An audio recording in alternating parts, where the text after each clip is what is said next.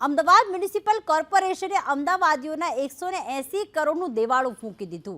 એએમસીનું અંધેરી નગર અને ગંડુ રાજા જેવું શાસન સામે આવ્યું છે, કારણ કે ઈડબ્લ્યુએસે આવાસ બનાવ્યા પણ લોકોને ફાળવ્યા જ નહીં। અત્યારે નહીં પણ 12 વર્ષ પહેલા આવાસ બનાવવામાં આવ્યા, તેની ફાળવણી ન કરવામાં આવી અને હવે અંતે એએમસીએ આવાસ તોડવાની કામગીરી કરી છે।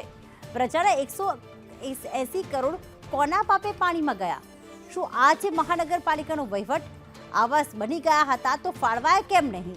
ગરીબોને આવાસ કેમ ન ફાળવાયા? અને હવે 12 વર્ષ જ્યારે આ આવાસ ખંડેર બની ગયા અને હવે તેને તોડવાની કામગીરી કરવામાં આવી રહી છે।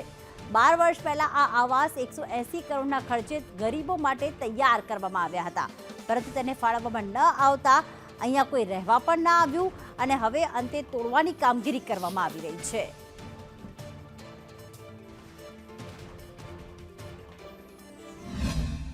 जनता पार्टी के राज में गरीब आवास के नाम पर भी कहीं ना कहीं भ्रष्टाचार होना शुरू हो चुका है। हाटकेश्वर जैसी घटना के बाद भी अहमदाबाद म्यूनसिपल कॉरपोरेशन में और चौंकाने वाले भ्रष्टाचार सामने आ रहे हैं। वटवा आवास जिसका निर्माण 2011 के दौरान किया गया था और उद्देश्य यही था कि गरीबों को मकान दिया जाए, लेकिन इधर कुछ विपरीत ही कार्य हुआ।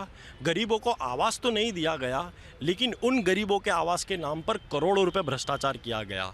JNNURM के अंतर्गत उस समय 180 करोड़ की लागत से इन आवासों को बनाया गया था, लेकिन गरीबों को नहीं मिल पाया। सिर्फ 14 वर्ष में ही ये सारे आवास जर्जरित हो गए और उसे आज तोड़ने की नौबत आ चुकी है।